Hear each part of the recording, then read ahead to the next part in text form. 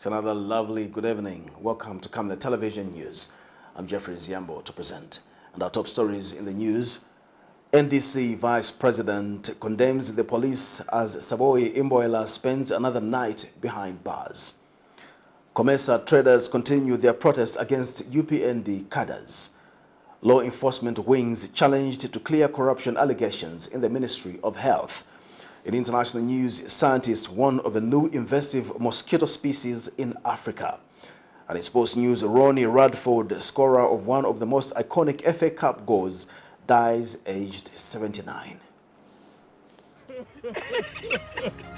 You know I can take her a bit. Yes, my dear. I was thinking of getting you a Bugatti on your birthday. Really? I'm quiet. My name is Yana. Don't worry, man. That's why there is insurance. Insurance? You heard me. Not just any kind of insurance, but Savenda General Insurance, a company that offers superior customer service, highly professional and dedicated staff. We are not just any insurance company, but an insurance company that actually pays our claims. We cover, among others, fire, marine, aviation, engineering, agriculture, motor vehicle, and miscellaneous insurance. So, live life to the full, knowing that Savenda General Insurance has got you covered. Savenda General Insurance. Insurance excellence. Are you going in grade 6, 8, 10, or 11 in 2023? Waste no time. Born for Greatness Tuition Center will be opening to the public in Kablonga, Lusaka. Quality and experienced teachers guaranteed. Limited space available. Call and book for your child now on 0962 382535. Classes are starting on 5th December 2022. Born for Greatness Tuition Center. Learning for reigning in life. Hello again, the news in detail. The state is challenging a decision by the Lusaka Magistrate Court to acquit a juvenile officer from social welfare and a businessman who were accused of illegally putting up a 3-month-old baby for adoption and lying to its parents that the toddler had died. The state, who have appealed against the acquittal of Musenga Mumba and Lawrence Mulea, have asked the Lusaka High Court in its head of arguments to invoke its powers and quash the said acquittal. In 2021, the Lusaka Magistrate Court acquitted Mumba and Mulea after establishing that there was no sufficient evidence to tie them to the offense. More in this report. Early 2021, the Lusaka's Magistrate Court acquitted 2 people who had been dragged to court on allegation of illegally putting up a 3-month-old baby for adoption and lying to its parent that the toddler had died. Musenga Mumba, a juvenile officer from social welfare, and Lawrence Mulea, a businessman, were acquitted after the court established that there was no sufficient evidence to convict them for the offense of kidnapping, giving false information to a public officer, and making a false document. Unsatisfied with the lower court's decision to acquit the duo, the state rushed to the Lusaka's High Court and filed an appeal against the said decision. Now, in their heads of argument filed, the state is requesting the court to quash the said acquittal granted to the duo. It has submitted that the High Court should exercise its powers under Section 326 of the Criminal Procedure Code and convicts the two for the said offense of kidnapping and giving false information to a public officer. The state says the trial judge erred in law and misdirected himself when he set the two at liberty despite the overwhelming evidence. According to evidence adduced before court during trial, in 2007, a couple by the name of Lucy Mwewa and O'Brien Mateo had a marital dispute which saw the couple go their separate ways and put up their 4 children, among them a 3-month-old baby, at an orphanage. But when the time came, the couple decided to go back to the said orphanage and get their children. 3 were given to them, and the one who was 3 months old at the time was said to have died when in actual sense he is alive and currently living in the United States of America with his adopted family. And he is said to be between the age of 14 and 15. Miriam Kaimba reporting for Camnet TV News. Chief Sandwe of the Nsenga-speaking people in Lusangazi District and Province have called for peaceful elections in the November 2022 Lusangazi Council Chairperson by-election. The traditional leader has assured residents political violence will be experienced, and after the by-election, just as no violence has been recorded during the campaign period so far. Chief Sandwe was speaking on Wednesday at his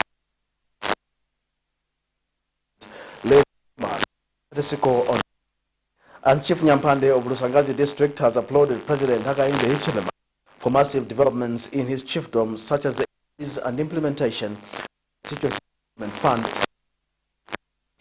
Meanwhile, President Hakainde advisor Levin Goma says the president is happy with a good relationship and the support from traditional leaders. Goma is traditional leaders role in fostering development activities in their respective chiefdoms. In the history of our chiefdom, I think he will be the second president to land on this soil. The first one on 2 occasions, the late President Kaunda. I think his visit to us will carry a lot of value because we shall be given an opportunity to chat with him pertaining to the chiefdom affairs and the district at large. I think that will help us a lot. On the part of politics on the ground, I think it is an assurance that there will be no violences experienced. We have very that he intends to partner with Royal Highnesses, with palaces. We want the palaces, we've heard that they should be the centers of the development. We've heard that so many times. At the just in the Kings of Kings convention, the speech read on his behalf was that he wants to work with 100% of the Royal Highnesses. We are not looking at tribe. We are not looking at political affiliation or any other affiliation. We are looking at Zambians. Our desire is nothing other than development. And the message from the President has always shared the view in an equivocal manner that they are Royal Highnesses and the government, even him as an individual, never ever should we be in competition. The denominator is about the people. The desires of the people are manifold. Key, water. Key, transport infrastructure. Key, education. Key, health services. Key, food, agriculture. New Heritage Party President Chishala Kateka has predicted a tight race for the 2026 presidential election due to what she terms as an awakened opposition in the country.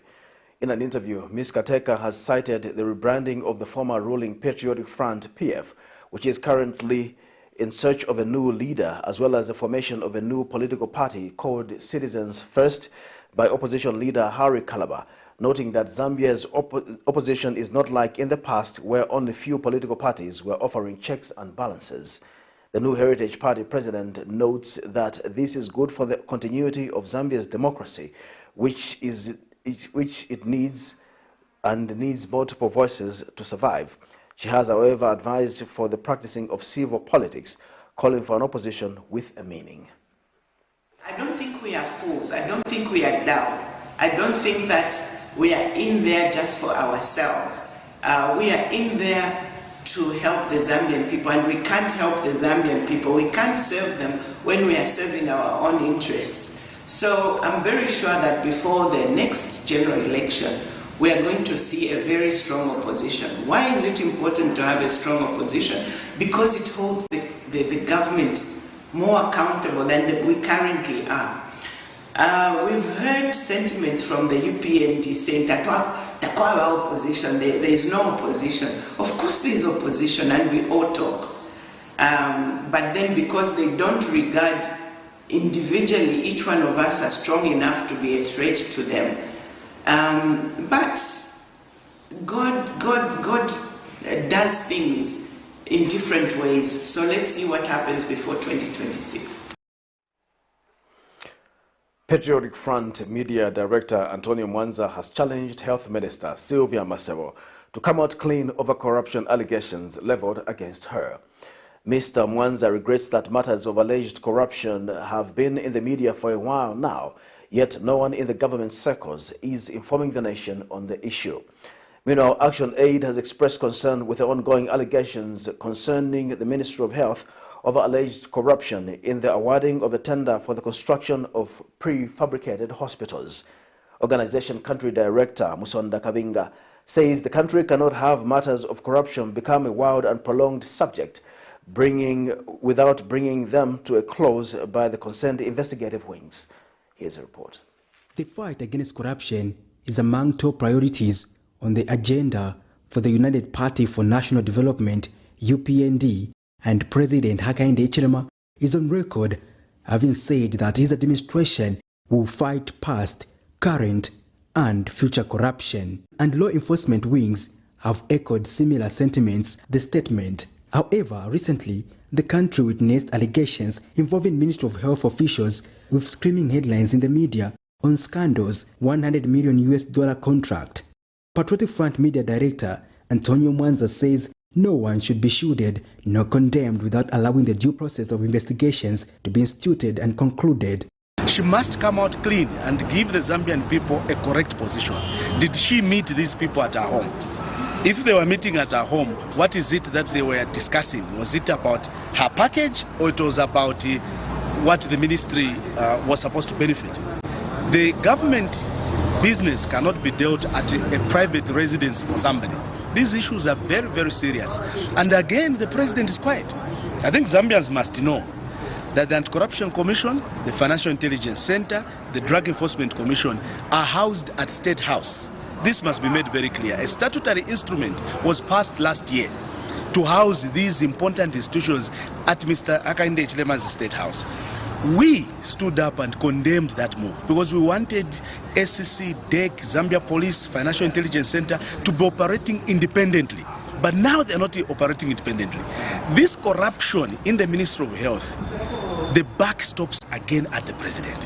Why is the president ignoring the corruption scandals in the Ministry of Health? Why is the president failing to move on Marcel? Why is the president failing to take responsibility and make sure that one Marcel is relieved of her duties or at least suspended until these matters are cleared off? The president is quiet. Meanwhile, Action Aid Interim Country Director Musonda Kabinga shared similar views, saying it is only prudent that respective investigative wings undertake inquiries and based on their findings, clear the matter or present it before the courts of law. In reference to the alleged corruption on the awarding of a tender for the construction of prefabricated hospitals, he says dragging people into serious allegations without investigations infringes on the rights of the accused.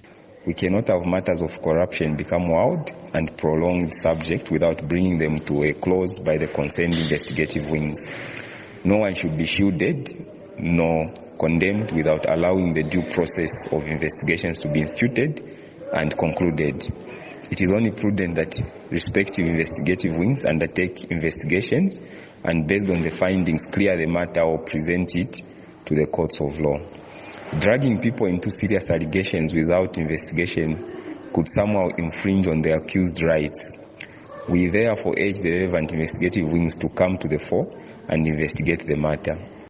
Our attempt to get the perspective of the Ministry of Health on the matter proved futile by broadcast time. Patrick Soko, Camnet News in Lusaka. Opposition National Democratic Congress NDC Vice President Axon Kaonga has passed a vote of no confidence in the Zambia police, whom he says have failed to follow the provision of the law in handling cases. Speaking at Kabata Police, where the party president SABOI IMBOELA is being detained for defaming State House Media Director Clayson Hamasaka, Mr. Kaonga says he is disappointed that police have been delaying to bond Ms. IMBOELA even when the case she is being detained for is bondable. He says the act by the police is an infringement on human rights, which makes the current administration not different from the past administrations. More in this report. The National Democratic Congress NDC leader SABOI IMBOELA will have to spend a second day in custody at the Lusaka Kabwata police station for the offense of defaming State House Media Director Clayson Hamasaka. Despite the offense being bondable, Ms. IMBOELA remains unlucky to get a bond on a second day, with the reasons not yet known. Meanwhile, NDC Vice President Axon Kaonga says he is disappointed in the manner in which the police officers have treated the matter, saying it goes against human rights as the offense allegedly committed by Ms. IMBOELA is bondable, while police have refused to grant her bond. Sureties are many. We have got more than 6 who want to sign for a police bond. We are wondering, a bearable case. It's just allow the officer, the Zambian citizen who has been arrested or who you allege that has committed an offense, to go to court. Give that person a bail, and then you can make the necessary arrangement to take that person to court. This is a bailable case. And you see, when the state starts using some institutions, then they are now, it's bordering on trampling or stepping on citizens' human rights, and we will not condone that. Mr. Kaonga adds that the country is slowly losing its ways when it comes to protecting human rights, and adds that the conduct of the current administration is not different from that of the previous ones.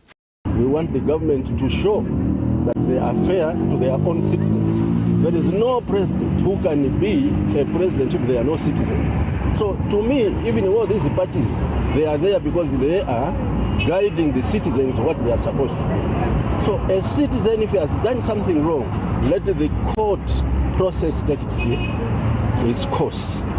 So we are so disappointed that these darlings are not making us, this government, look healthier.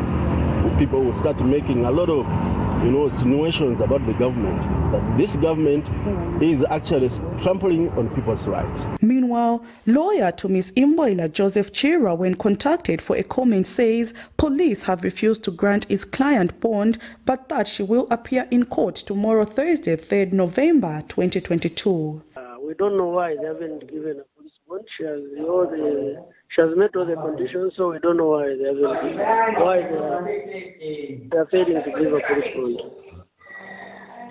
But they are claiming she will appear in court tomorrow. We will continue to follow how the matter will unfold. Prudence Chota, reporting for Camnet TV News. Zambia has lagged behind in meeting one of the triple 95 targets on combating HIV in the country. In December 2020, UNAIDS released a new set of ambitious targets calling for 95% of all people living with HIV to know their HIV status, 95% of all people with diagnosed HIV infection to receive sustained antiretroviral therapy, and 95% of all people receiving antiretroviral therapy to have viral suppression by 2025. Ministry of Health Director Health Promotions Dr. Kalangwa says figures show that 91% of people living with HIV know their HIV status against the 95% target. Meanwhile, Dr. Kalangwa says the country has surpassed the target on the other 2 targets, now standing at 96% for those on putting people on treatment and achieving viral suppression. Speaking during the Media Science Cafe Mesika Wednesday in Lusaka, Dr. Kalangwa adds that there has been a rise in cases of HIV infection, especially among young people, standing at 38,000, further stating that HIV cases among children of breastfeeding age have been increasing.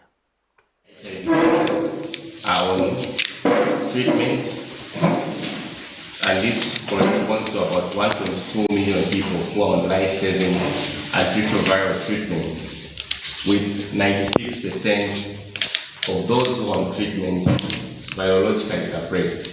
So if you look at our targets, remember I was saying 95, 95, 95. So those who know their status, we are still at 90%. So we achieved the initial target of 90%, but we have not achieved the 95% target. And those who know their HIV status and are on treatment, we target to reach 95%, and we have achieved that target. We're at 98.6%. Then of those that are on treatment, those that are supposed to be virologically suppressed, we target to reach 95%, and we're at 96%. So I'm sure you can see the clear picture where we need a lot of work, isn't it? So it means there are a lot of people who are HIV positive and do not know that they are HIV positive.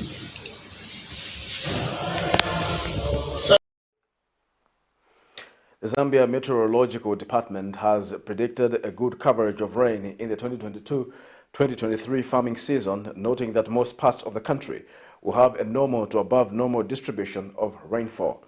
Speaking to Camnet News, Zambia Meteorology Senior Meteorologist Peggy Tole notes that parts of the country, like selected areas in Kaputa and Ikelenge, had an early onset of rainy season as early as October 2022, while most of the country are expected to have an onset of the rain season by the second week of November, with parts like Eastern Province expected to have a delay in rainfall as late as December 2022. She has urged farmers to get frequent weather updates before proceeding to plant to avoid planting too early.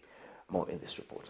Factors like climate change have had a negative impact on countries like Zambia, whose food security is mainly dependent on rain-fed crops. Past few farming seasons like the 2019-2020 have threatened the status of food security in the country, as most parts were hit by dry spells, while others like the 2021-2022 were characterized by heavy floods in some areas, which resulted in crops drowning in those areas. The Zambia Meteorology Department says for the 2022-2023 rain season, normal to above normal rainfall is expected, while some places like Eastern Province are anticipated to have a delay in the onset of the rain season up to December 2022. Zambia Meteorology Department Senior Meteorologist Peggy Tole was speaking to Camnet News. For December, January and February, the forecast indicates that most parts of the country will continue receiving normal to above normal rainfall, with few areas, especially around Chinga there, a few areas over eastern,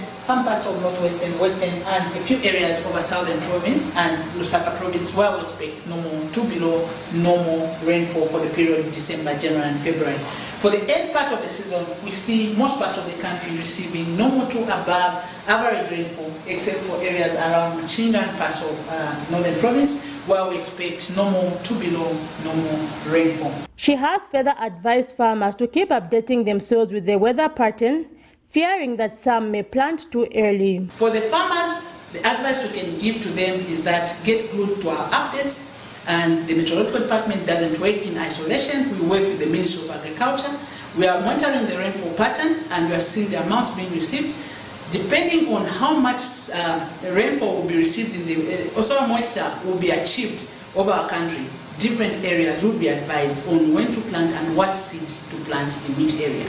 It is hoped that Zambia will, along with the rest of the world, fight climate change in the few coming years to increase on its agricultural produce. Zipporah Mshala, Camnet News, Lusaka. Business has come to a standstill at Lusaka's COMESA market for 3 days now, as traders have been protesting the change of leadership at the market without elections. In interviews with Camnet News, the traders who were found still protesting Wednesday morning say they would not go back to operating normally until normal elections are held, charging that they have been harassed enough by cadres in market leadership positions for a long time. Meanwhile, Ministry of Local Government and Rural Development Permanent Secretary in charge of administration, Mambo Hamaundu, says the matter will be followed and action will be taken on anyone found practicing illegalities, regardless of political affiliation. More in this report. Market leadership in Zambian markets, especially those in Lusaka, has been a source of conflict in these trading places, as traders have for a long time been alleging that vacancies are filled by cadres belonging to the government of the day. This is the conflict that has been prevailing at Lusaka's COMESA market for 3 days now, an incident which has caused many shops to close, as some traders have closed their shops in fear of their goods being stolen in the midst of the fracas, while others have closed in protest, until the conflict of market leadership is addressed. The traders here allege that they have been given new leadership without any elections, alleging that cadres belonging to the current administration have filled those positions. 3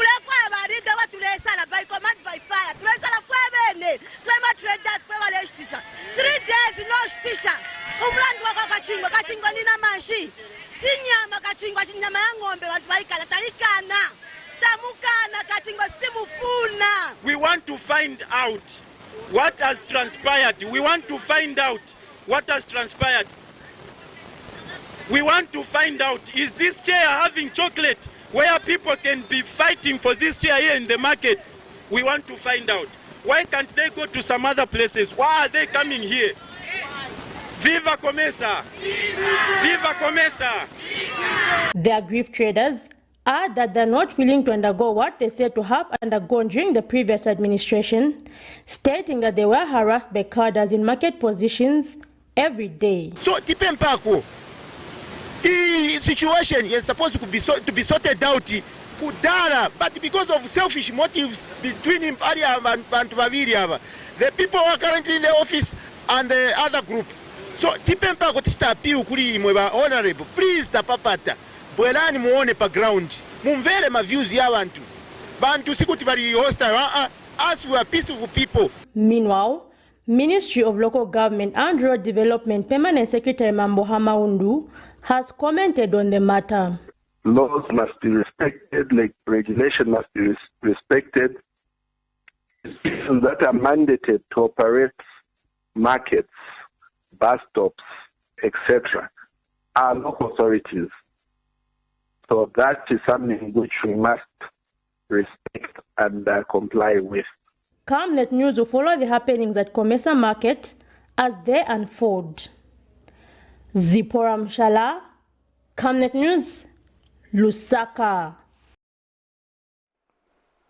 You're watching Camnet TV. We'll take our first commercial break. We'll be back with more news after the break. Your skin is the biggest muscle in your body. That's why we make sure that Oracle is #1 when it comes to taking care of your precious skin. Oracle Pure Petroleum Jelly and Glycerin soothes, moisturizes and keeps your skin perfect. Oracle Pure Petroleum products for that perfect skin. Cabbages, onions, maize, potatoes, tomatoes, chilies. At Rainglow, we supply great quality irrigation for the mentioned crops and more at an affordable price. Get our 2,000 meter flat drip for as low as 2,900 kwacha, or our 500 meter round hose for 1,300 kwacha. Customize your own spacing with our 500 meter blank round hose going for 1,200 kwacha, ideal for orchards such as avocado, mango, banana, oranges, etc. Rainglow Irrigation, best quality, best price. From time immemorial, we have had different types of lighting options, from those that can burn down our investments in minutes to those that dig holes in our pockets due to constant replacement and huge consumption of our ZESCO units. Savenda Electric introduces the new and advanced electric bulb with cutting-edge technology of LED that has low power consumption, gives out bright white light, and lasts up to 25,000 hours. Savenda Electric manufactures all types of LED light like plastic LED fluorescent tubes, down lights, ceiling lights, outdoor fittings, and solar street lights made to customer specifications. Let's live on the bright side of life by choosing the wide range of Savenda electric lighting solutions that are available in all leading stores and supermarkets countrywide. For orders, call 0962 642 490 or email jnbunda@savenda.com or pchabula@savenda.com. Are you going in grade 6, 8, 10 or 11 in 2023? Waste no time. Born for Greatness Tuition Center will be opening to the public in Kablonga, Lusaka. Quality and experienced teachers guaranteed. Limited space available. Call and book for your child now on 0962 38 2535. Classes are starting on 5th December 2022. Born for Greatness Tuition Center, learning for reigning in life. Welcome back. We'll continue with the news.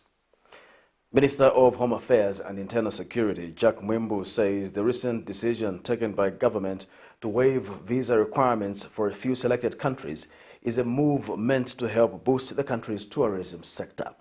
Speaking during a media briefing Wednesday, Mr. Mwimbu says that government is creating an environment that allows visitors to come to Zambia to sample many attractions and unique cultural heritage sites. He adds that following the visa waiver, the number of tourists and investors is expected to increase in 2023. Zambia recently waived visa requirements for its largest source markets, including the United States of America, United Kingdom, Canada, Norway, Australia, and the EU, who no longer need to purchase a tourist visa to enter Zambia. More in this report. In a bid to promote tourism, Zambia recently waived visa requirements for selected countries. Zambia tourism sector boasts a wealth of natural assets such as waterfalls, lakes, rivers, and diverse wildlife species. The sector is an important contributor to the country's economic development through job creation, foreign exchange earnings, contribution to the gross domestic product, among other things. President Hakainde Hichilema recently said the recent budget speech placed a strong focus on increasing the number of foreign visitors to the country. And speaking during a media briefing Wednesday, Minister of Home Affairs and Internal Security Jack Mwimbu says the policy pronouncement to waive the requirement could not take effect on the 1st of October, has announced during the budget address for the following reasons, among them legal framework. In light of the waiver of the visa requirement for the selected countries, the Department of Immigration has been working round the clock to develop post-entry management measures to ensure that the new visa regime does not compromise internal security. The ongoing recruitment exercise, for instance, is part of the measures that will ensure that we have more officers on the ground to enforce compliance with the immigration law and regulations. Overall, the Department of Immigration has made adequate preparations for this policy adjustment. This means that the nationals of the above listed countries will not require visas to enter Zambia. However, I repeat, however, the waiver of the visa requirement does not guarantee entry into Zambia, as the final decision to grant permission for entry into Zambia rests with the immigration officer at the point of entry. Tourism and Arts Minister says the move to waive the visa requirement on the few selected countries is beneficial to the country in so many ways. Sell Zambia as a destination because we are a healthy destination and we are also a safe destination. Here's us meeting the 3 million international arrivals. Honorable Minister, we want as many tourists to come here, be it for leisure and as well as business. And as such, we have also inputted in our 2023 budget more incentives for that business tourist to be able to come and invest. What we want to see in Zambia is not only people coming to enjoy our sights and scenes in Zambia, but also have an opportunity to partner with you, the yearning entrepreneurs in Zambia. Growth in the tourism sector slowed down in the second quarter of 2021 to 3.4% from 4.8% recorded in the first quarter of 2021.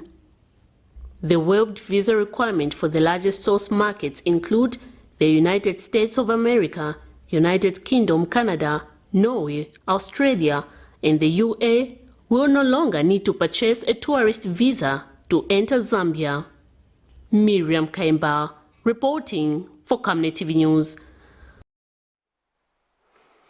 Munali Member of Parliament Mike Mposha has announced the release of 9,606,347 kwacha under the 2022 Constituency Development Fund CDF for the implementation of various activities in his constituency. Speaking at the unveiling of the CDF funds in Munali Wednesday, Mr. Mposha says the resources will cover community projects, youth, women and community empowerment, as well as secondary boarding school and skills development. Mr. Mposha says all the beneficiaries of the funds were scrutinized by the CDF committee and has encouraged more young people in his constituency to apply for sponsorship at skills centers to allow for the creation of jobs among the youths. Meanwhile, Lusaka Mayor Chilando Chitangala has emphasized the need to ensure that all resources are prudently utilized in order to develop the constituency. More in this report.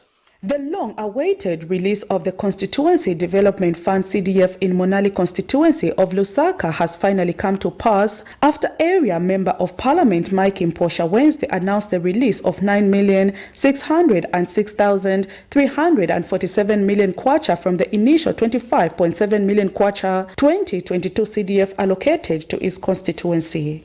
The minister, who was in the company of Lusaka Mayor Chilando Chitangala, councillors and CDF Ward Development Committee members, says the resources will go towards 3 key areas, among them community projects, youth, women and community empowerment, as well as secondary boarding schools and skills development. Thinking of the president, the thinking of this government is that we must empower young people, we must empower women with skills, so that we should not all the time be lining up for jobs. White-collar jobs are not enough to go around the entire population. The area member of parliament could however not hide his joy as he bragged on how Monali has become the first constituency in Lusaka to begin the implementation of CDF, which will include the grading of feeder roads and plain surfaces, which will be done by the Zambia National Service at a cost of 6,600,000 kwacha.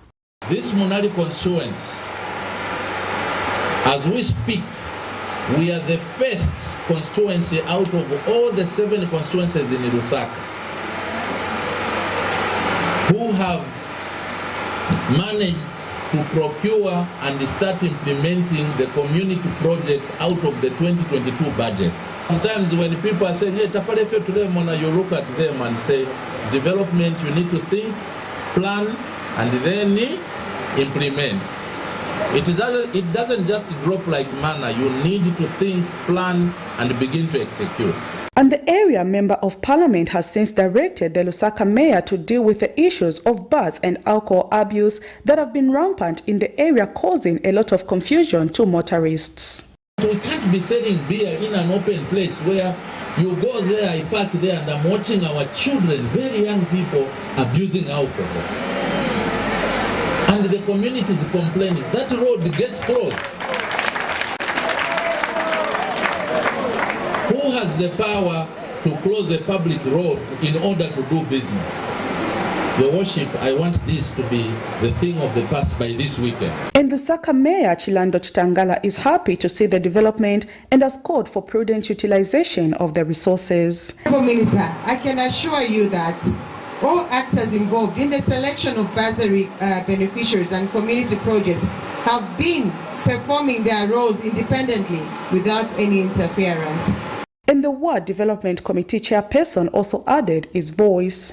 We want to promise and assure you and your government, under the competent and able leadership of His Excellency, Mr. Hakainde Chilema, that we will support you, sir, in your quest to develop Monali constituency for the benefit of the communities. The implementation of the projects have since begun, with the grading of these roads in the area being faced.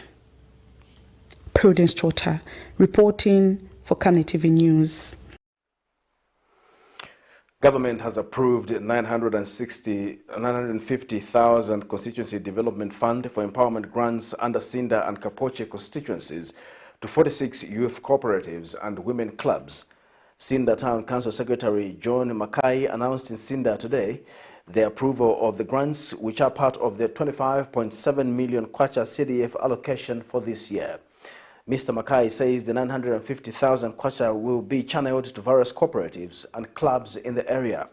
Sinda lawmaker Lakson Lungu said the approval of the CDF empowerment grants are a testimony of the government's commitment to serving the people of Sinda district at the grassroots level, adding that people in the area had brilliant projects but lacked support in the past. More in this report.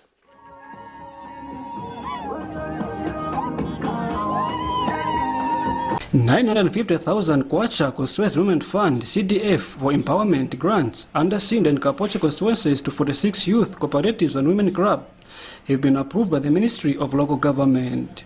The grants are part of the 25.7 million CDF allocation for this year in each constituency. Various cooperatives and clubs are expected to venture into different businesses and improve their livelihoods. John Machai is Sindha District Council Secretary. Prior to this program, we had an orientation, an intensive one, where the recipients went through an orientation so they're able to appreciate the money that they're going to receive and how they're going to use them. And then present here today, we have about 45 groups that are going to receive that money. And the total amount of money that is available today is more than 900,000. Kapoche Member of Parliament Lakson Lungu is grateful to President Hakainde Hichilema for empowering marginalized people in the communities.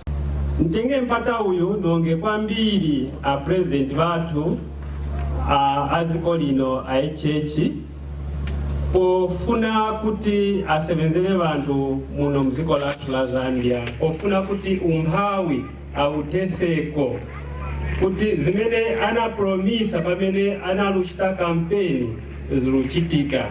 Ndiye chenti tandize government by doing the right things.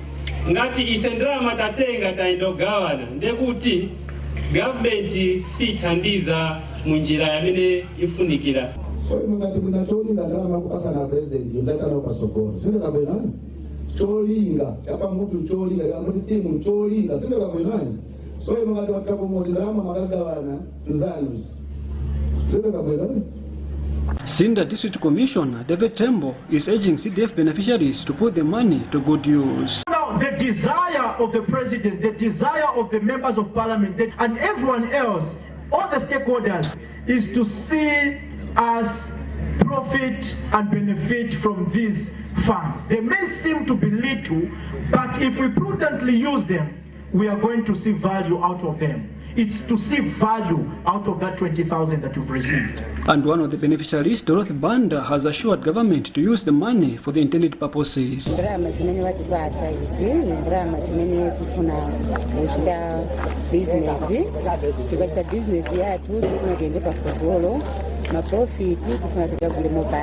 So isendrama zatu tutazitenga zambo zikoletesa pamwezi. Sambo David Petauke, Itegrovis. We'll take our second commercial break. We'll be back with international and sports news. In our quest to save nations and develop Africa, Savenda is investing in the agriculture sector so as to produce supply for both local and international markets, housing over 12,000 pullets that are nurtured and fed with our locally made stock feed that comes from our own locally grown maize and soya beans, all processed from our recently installed milling and mixing plant. Our over 95,000 layers have an output capacity of over 1,500 trays of fresh eggs per day that are carefully selected and packaged for all the leading stores and supermarkets nationwide. Our greenhouses are fitted with the latest irrigation system, and the seedlings are nurtured to ensure only healthy plants reach the fields. With our deliberate planting schedule, we are better placed to supply constantly without interruption, thus reliable. Savenda Farms is also changing lives of its dedicated workforce drawn from the local community and beyond. So the next time you think fresh and green, think Savenda Farms.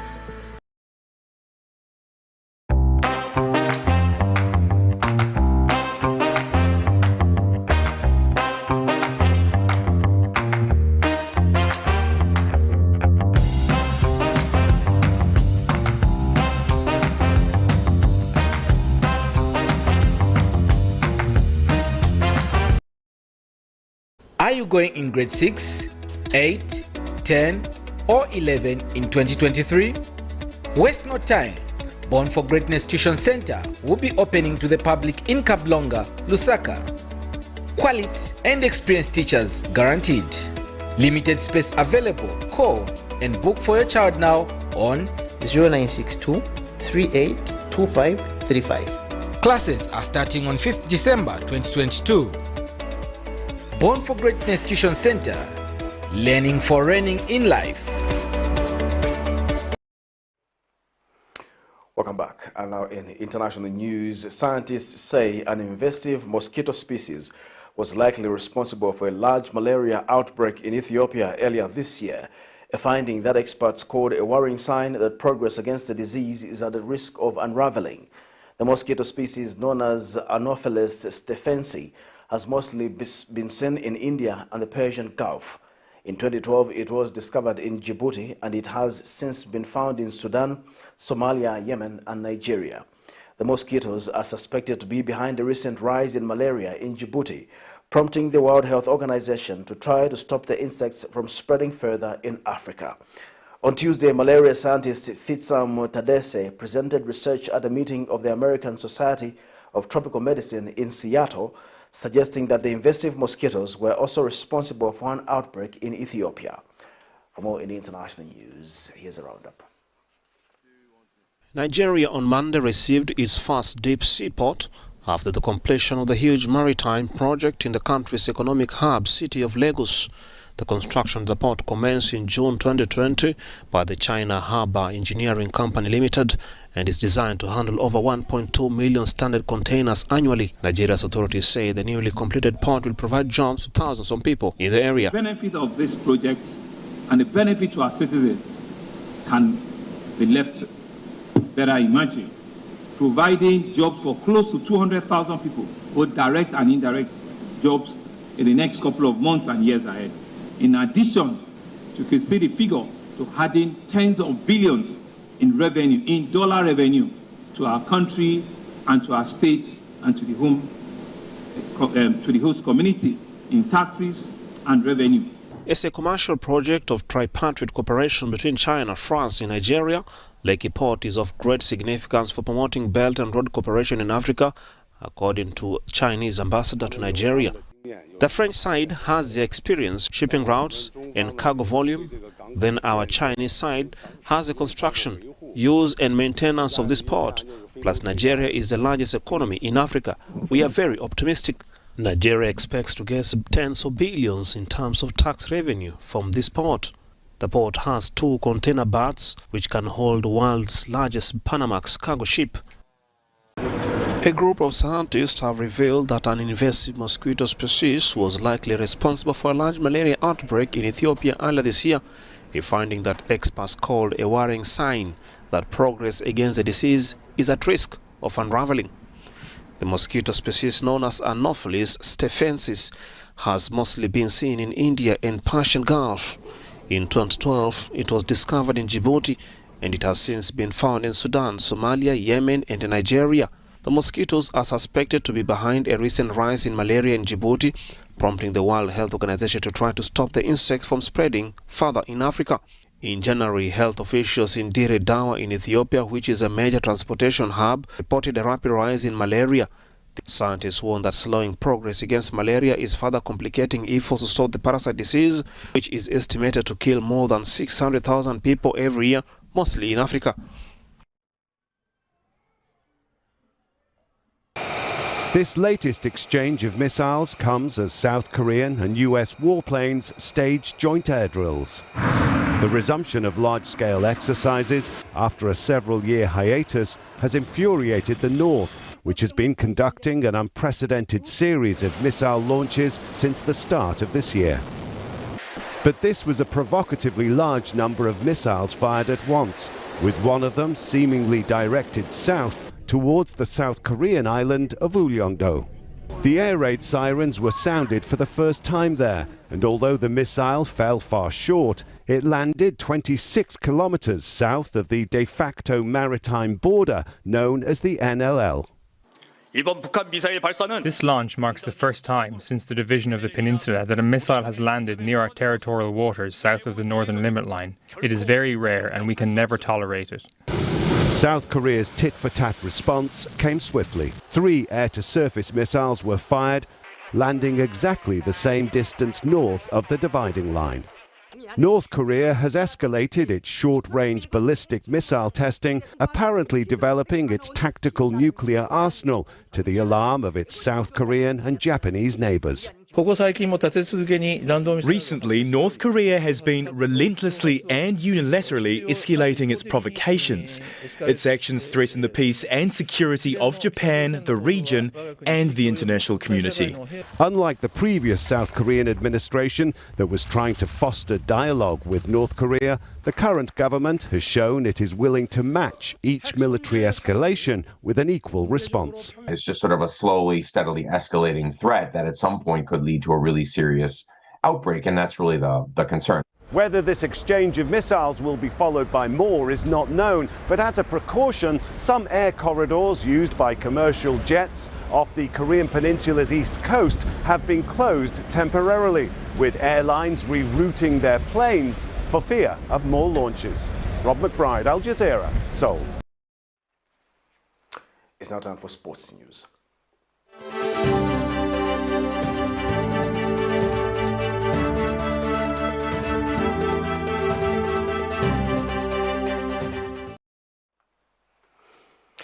Ronnie Radford, scorer of one of the most iconic goals in the FA Cup history, has died at the age of 79. Radford powered home a 30-yard first-time shot on a muddy pitch as Hereford United upset Newcastle United in the third round at Edgar Street in 1972.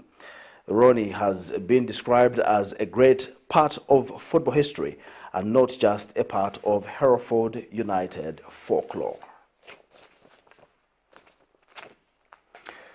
That sporting note brings us to the end of the news, but before we go, the headlines once again. NDC Vice President condemns the police as SABOI IMBOELA spends another night behind bars. COMESA traders continue their protest against UPND CADRES. Law enforcement wings challenged to clear corruption allegations in the Ministry of Health. In international news, scientists warn of a new invasive mosquito species in Africa. In sports news, Ronnie Radford, scorer of one of most iconic FA Cup goals, dies aged 79. Our Camnet verse of the day is coming from 1 Peter chapter 2, verse 10. Once you were not a people, but now you are the people of God. Once you had not received mercy, but now you have received mercy. Thank you once again for watching the news. I'm Jeffrey Siambo. Bye-bye.